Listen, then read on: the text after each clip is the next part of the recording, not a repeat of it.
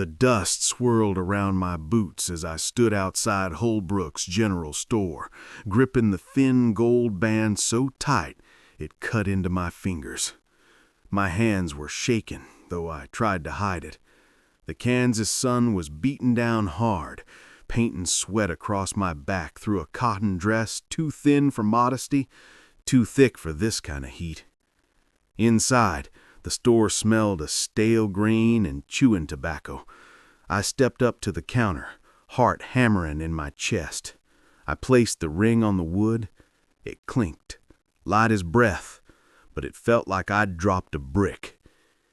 "Please, Mr. Holbrook," I said quietly. "I know you said no before, but maybe just a sack of flour, some beans. I can work off the rest, I swear it." He barely looked up from his ledger. Portly man, thick with jowls and spite. He pushed the ring back toward me with a stubby finger. "Ma'am, like I told you yesterday, gold don't fill bellies round here. You want charity? Go knock on a church door. Ain't my problem." I stared at the ring. My husband had slipped it on my finger the day before he rode off with the 9th Cavalry. He never came back. Fever took him in some God-forsaken tent outside Dodge. The ring was all I had left of him, besides the ache. I blinked back tears, snatched it off the counter, and turned to leave. My pride was cracked, sure, but not broken. Not yet. Outside, folks milled about, pretending not to see me. A woman without a man was invisible unless she was a threat. I'd learned that fast. A few stared from behind curtains. The town knew I was hungry. 3 days since I'd had more than half a biscuit and coffee thin as creek water. I pressed the ring into my palm until it left a dent. I took one step off the boardwalk when I heard a chair scrape behind me. "Hold up," someone said. A man's voice, low, calm with that kind of slow drawl that made you stop without even thinking. I turned. He was tall, hat tipped low over sandy hair, the sleeves of his work shirt rolled high up, strong forearms dusted with grit. He looked like a man who spent his days on horseback and his nights too tired to talk. Daniel Harper. I didn't know him yet, not really, though I'd heard the name. Harper Ranch, North Ridge. Folks said his pa had gone half blind, and Daniel ran the place mostly on his own now. He stepped past me and into the store. I followed, heart thudding all over again. Holbrook looked up, halfway annoyed. "Something you need, Harper?" Daniel didn't look at me. He put whatever the lady needs on our account. Jacob can settle it next week. Holbrook's nose wrinkled. "She ain't got no man. You're sure that's wise?" Daniel turned then, eyes locking with mine. They weren't the kind of eyes that smiled. Not soft, not hard, just honest. "She's got hunger. That's enough for me." Holbrook grumbled something, but he started bagging up flour, lard, and dried beans anyway. I wanted to speak, thank him, question him, anything, but the words stuck in my throat like dry bread. Daniel turned to me, tipping his hat. "My family could use someone to cook. You don't owe me anything. Just food for work if you're willing." I stared at him. "Why me?" He shrugged. "You asked for help. That counts for something." I hesitated. The ring in my palm was slick with sweat. I could feel eyes watching from every corner of the store. I was tired of pretending I didn't need help, tired of being proud and starving. "All right," I said. "I'll cook." He nodded once and turned to go. Just like that. I took the parcel of food with both hands, the weight strange and almost shameful. As I stepped into the sun again, the ring still clutched tight, something inside me shifted. Not enough to call it hope, but maybe something close. The boarding house creaked like an old saddle when I stepped inside with my parcel. Mrs. Barlow, who ran the place, looked me up and down with her lips tight as thread. She didn't ask where I got the food, just pointed me toward the kitchen and muttered, "Don't bleed on the floors." I didn't. I sat alone at the far end of the table, eating slow like I'd forgotten how to chew. I didn't cry, couldn't. Hunger had carved me hollow. The next morning, I stood out front with my bag packed in a flour sack, waiting for a man I barely knew. He arrived just after sunrise. Same shirt, sleeves rolled, horse dust on his boots. No words wasted, just nodded toward the second horse and waited. The ride was quiet. The prairie stretched out gold and endless, cicadas screaming in the grass. I caught him glancing at me once or twice like he wasn't sure what to make of me. Truth be told, I didn't know what to make of him either. Harper Ranch wasn't big, but it was wide. Fenced fields, a windmill ticking lazily in the breeze, and a squat white house with a wraparound porch that had known better paint jobs. A barn stood proud in the distance. A dog barked once, then went quiet. Waiting out front was a man with white whiskers and one milky eye. He was leaning on a cane, but his shoulders still looked hard as fence posts. "Jacob Harper," the old man said, holding out a hand. "You got a name, girl?" "Eliza Carter," I said, squaring my spine. He sniffed, unimpressed. "Daniel says you cook. Hope that's true. These boys eat like wolves, and they'll turn on you if the biscuits are bad." "I'll manage," I said. My stomach twisted, unsure if I believed it. Inside, the kitchen looked like it had been raided by bandits. Pans scattered, weevils in the flour bin, spoons sticky with something I didn't want to name. The stove hissed like it was daring me to touch it. By noon, I'd tied back my hair, cleaned what I could, and slapped together a pot of beans with salt pork. Nothing fancy, just hot and honest. The men trickled in from the fields, sunburnt and loud. They stared when they saw me. One elbowed the other and smirked. Another said, "Where's Barlow's stew witch?" like it was a joke. I kept my chin up. When they tasted the beans, they stopped talking. One cowboy, freckles across his nose, blinked at his spoon like it just paid him a compliment. "Hot damn," he said, grinning. "She can cook." The others mumbled agreement. The smirks faded. I didn't smile back, just ladled more and said, "Eat while it's hot." Later, after the table was clear and dishes drying in the sun, I stepped out onto the porch. Daniel was leaning against a post, watching the sun drop low over the pasture. "Good work," he said, not looking at me. I leaned beside him, arms crossed. "Your men eat like they've been starved for flavor." He huffed something like a laugh. "They have. We've had 6 cooks in 8 months. None lasted. And you think I will?" He looked over then, real slow. "I think you've got grit." I didn't know what to say to that. It was the first thing anyone had said to me in months that felt like more than politeness or pity. So I just said, "Well, if they try anything, I still got my skillet." He grinned, just a flicker. That night, I lay in the small upstairs room they'd given me, the breeze coming through the window and carrying the scent of dust and sweat and prairie grass. The ring sat on the bedside table, catching moonlight. I touched it once before pulling the covers tight. For the first time since Matthew died, I slept with a full belly and without fear clawing at my throat. And for the first time, I dreamed of something besides grief. I woke to the sound of roosters and boots thudding on wooden floors. The kitchen was mine now, but it was barely hanging on. The stove coughed smoke like an old drunk. The pantry was a mess of burlap sacks and dried herbs from God knows when, and mice had chewed through the corner of the flour bin again. I didn't scream when I saw one dart. I just grabbed the broom.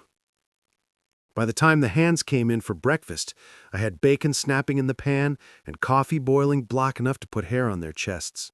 I made biscuits, real ones, not those hard pucks they were used to, and scrambled the eggs with a bit of onion I'd found behind the salt pork. Cheap, simple, but hot and hearty. The same freckled cowboy from yesterday whistled when he walked in. "Morning, Miss Carter. Smells like my mama's kitchen," before she up and ran off with the preacher. There was laughter, not cruel, just loud, worn-down cowboys glad to eat. They left plates clean. Some even said thank you. That morning marked the first time I stood up straight at Harper Ranch. With grease on my apron and flour on my arms, I felt something I hadn't in months. Capable. Jacob wandered in around mid-morning, chewing a twig and pretending he wasn't inspecting. "You made this mess look like a kitchen," he muttered. "It is a kitchen," I shot back, wiping my hands. He nodded, slow. "Just don't spoil those boys too bad. They'll expect pie next. I'll bake 2 if you keep the rats out of my flour." He laughed then. It rumbled low and startled even him. Later, as I scrubbed pots on the back stoop, Daniel returned from checking the south fence. He looked tired, shirt damp with sweat, hat in hand. "You all right?" he asked.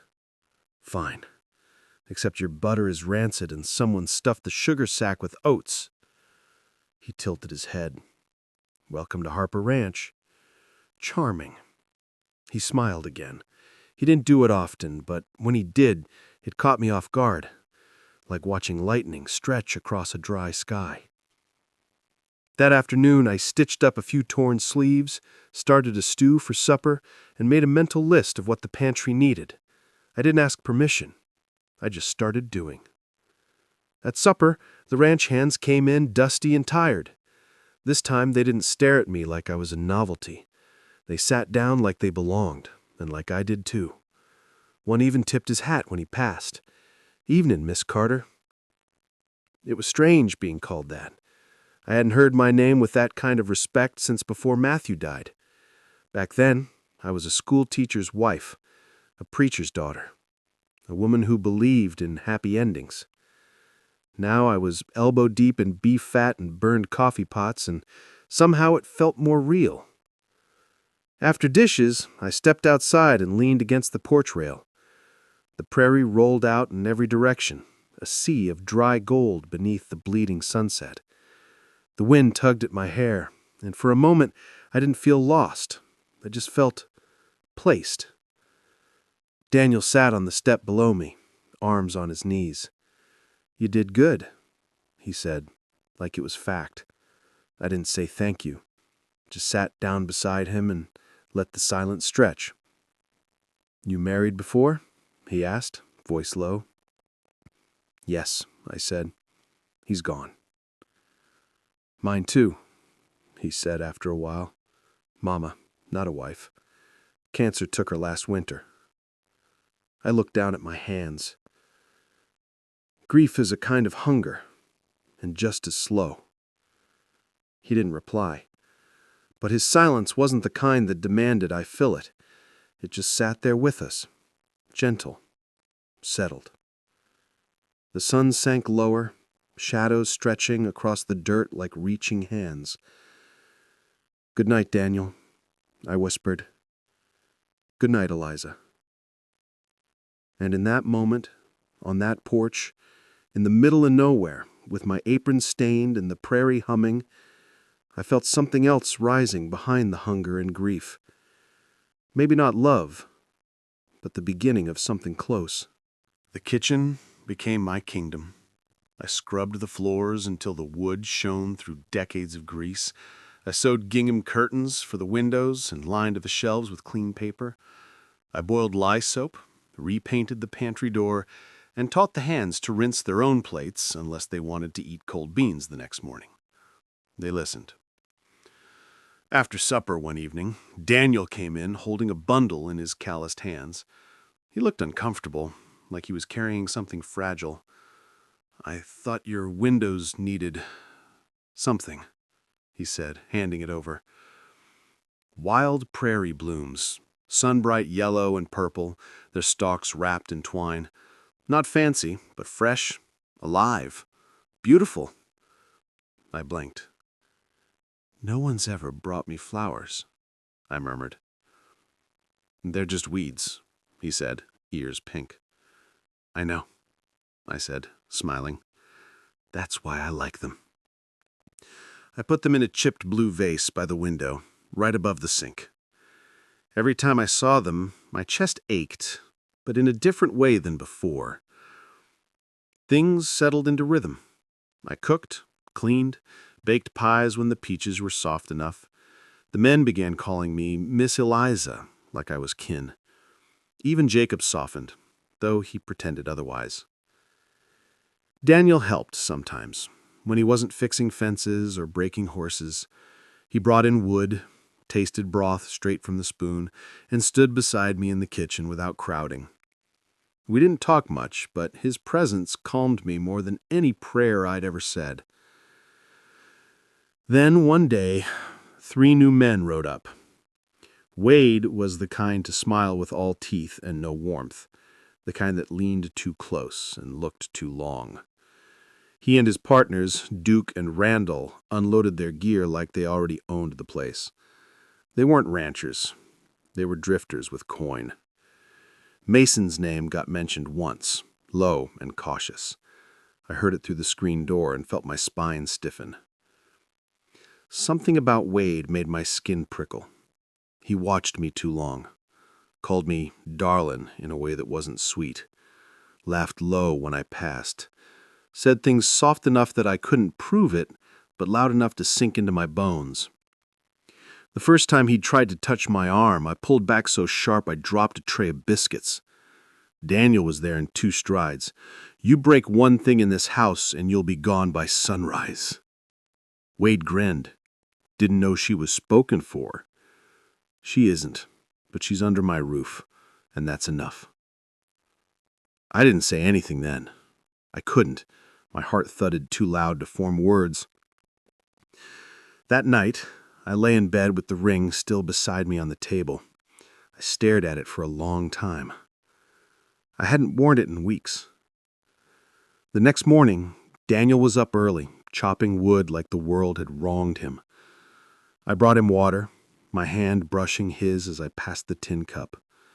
His fingers closed over mine. Not tight, just enough to say he noticed. "Are you all right?" he asked. I nodded, then added softly, "He gives me the wrong kind of feeling." Daniel's jaw clenched. "He won't touch you again." I believed him. There was a quiet strength to Daniel Harper, something forged, not taught. He didn't talk much, but he listened. And when he did speak, it was never just words. It was a promise. And so I stayed.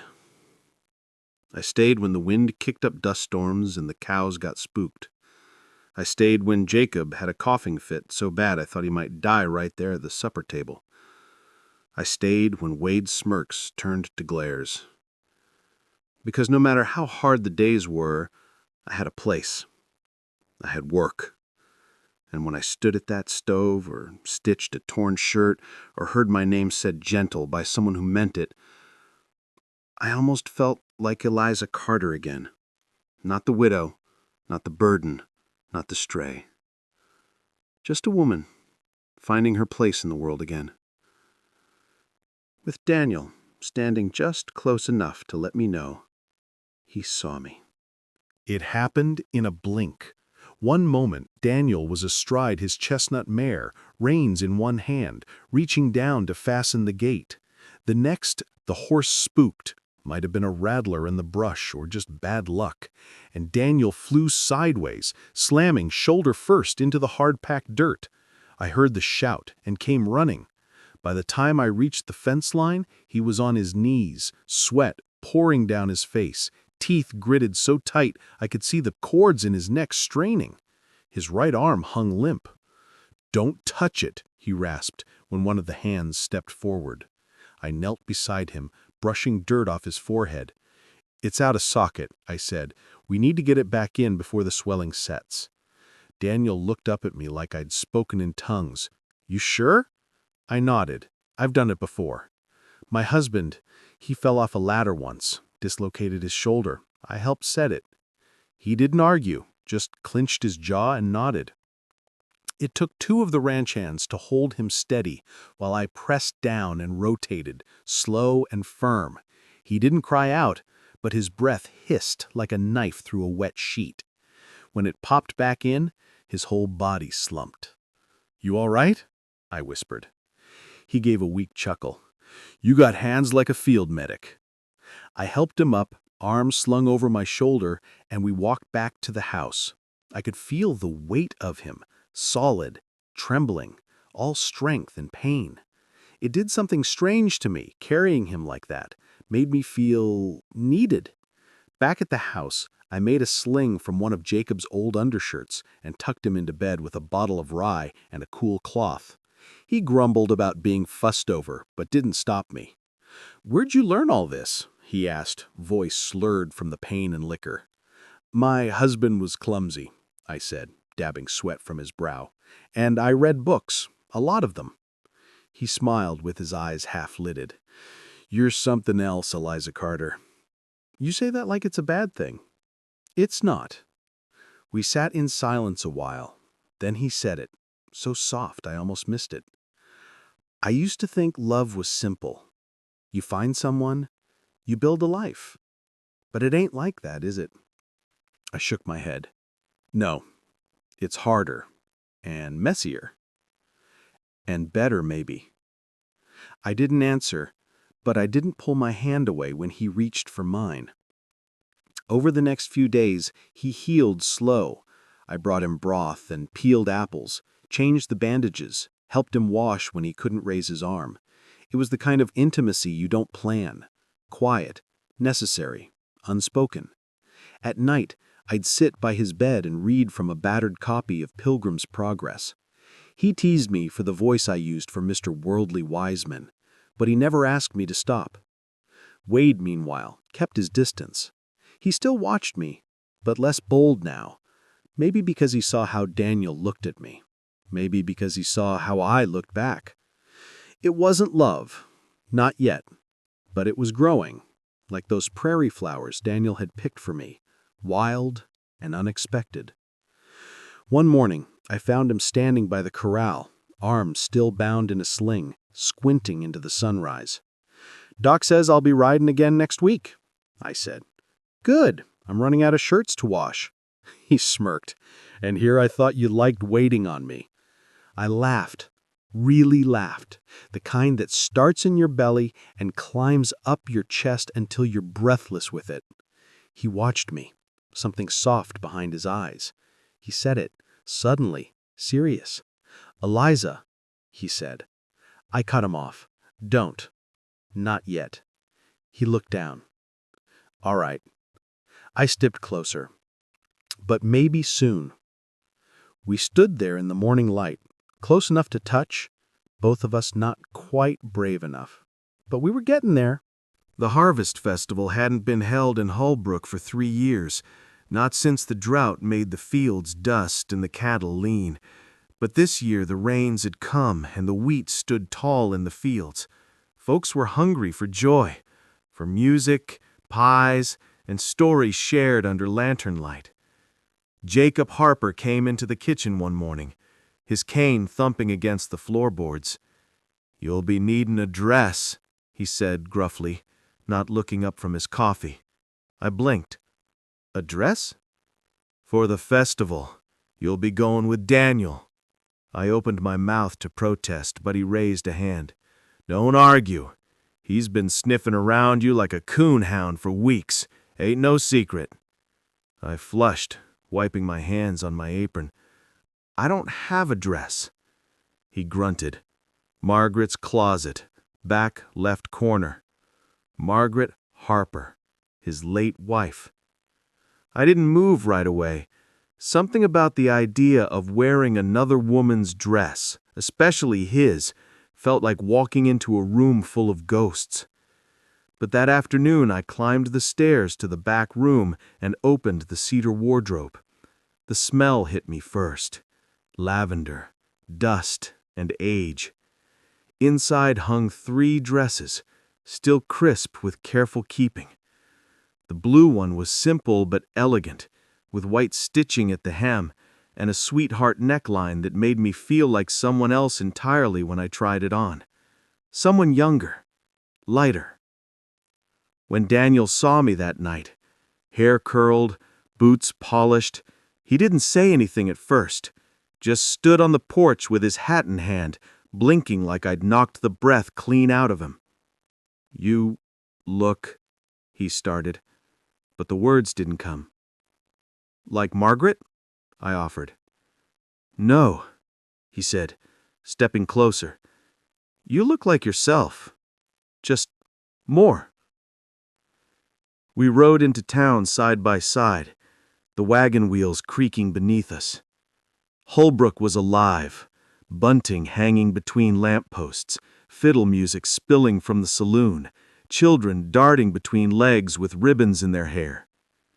People stared. Whispers followed. "Is that the Carter widow? With Harper's boy? Didn't take her long." I held my chin high and walked beside Daniel like I belonged at his side, because maybe I did. The festival was full of color and clamor. I danced once, awkwardly, but Daniel took my hand and pulled me into a reel. He wasn't graceful, but he was solid, and when he spun me beneath the lantern light, I laughed louder than I had in years. We shared apple cider and cinnamon cakes. He bought me a silver hairpin from the old peddler woman and slipped it into my curls himself. Then Wade appeared. Drunk, mean-eyed, swaggering towards us with his shirt half unbuttoned and a bottle swinging in one hand. "Well, don't you clean up pretty," he slurred at me. "Didn't think you had it in you." Daniel stepped between us before I could speak. "Go home," Wade laughed. "You think she's yours now, because you fed her a few scraps and played doctor in the barn?" The world froze. I felt people watching. Townsfolk holding pies mid-bite, dancers slowing their steps, gossip pausing mid-whisper. "Go home," Daniel said again, voice like cold steel. Wade spat at the ground, but staggered off, dragging his bruised pride behind him. After that, I needed air. We walked out to the edge of the field, away from the noise and stares. The stars burned above like tiny judgmental eyes. I pulled the old wedding ring from my pocket, the one I hadn't worn in weeks, and turned it in my fingers. I kept it because it reminded me who I was, but I don't think that's true anymore. I knelt beside a young cottonwood and buried it in the dirt with my bare hands. No prayers, just breath and dust and goodbye. When I stood, Daniel was watching me like he wanted to say something and didn't know how. So I said it for him, and I kissed him. It wasn't careful. It wasn't shy. It was all the things I'd held back since the day I stumbled into Holbrook starving and half dead. It was salt and warmth and the quiet tremble of hands learning each other for the first time. When I pulled away, his hand cupped my cheek. He said, "I've wanted to do that for a long time." I know. Me too. By the first frost, the prairie turned brittle. The grass yellowed, and the cattle grew restless. Jacob coughed harder, and Daniel's shoulders still hadn't regained full strength. I tried to ignore the tension growing in the air, like a thunderhead that wouldn't break. Fences were cut, clean, deliberate. 3 calves vanished one night. Then the well pump was jammed with sand. Daniel came in one morning, hat in hand, and face like stone. "It's not bad luck," he said. "Someone's pushing us." He didn't have to say who. Mason Clark had long wanted the Harper land, especially the stretch with the river feed. Everyone in the county knew he was looking to expand, and no one trusted the way he smiled. Mason didn't buy land. He bled people off it. Wade was gone 2 nights in a row, came back with liquor on his breath and no explanation. I saw Daniel watching him, silent but sharp. Then came the night the shots rang out. I'd just banked the fire in the stove when the first crack split the night wide open. Not thunder, rifle fire. Jacob burst through the door, shotgun in hand. "South Field!" Daniel grabbed his Colt and slung it over his good shoulder. He turned to me, eyes fierce. "Stay inside." I didn't listen. I grabbed the rifle from above the mantel and followed, skirts pulled up to my knees, heart hammering. We found 2 of the hands pinned behind the barn, return fire keeping them low. I saw shadows moving beyond the corral. 4, maybe 5 men. One lantern flickered behind them. Then another shot cracked, and the barn door splintered. Wade was nowhere in sight.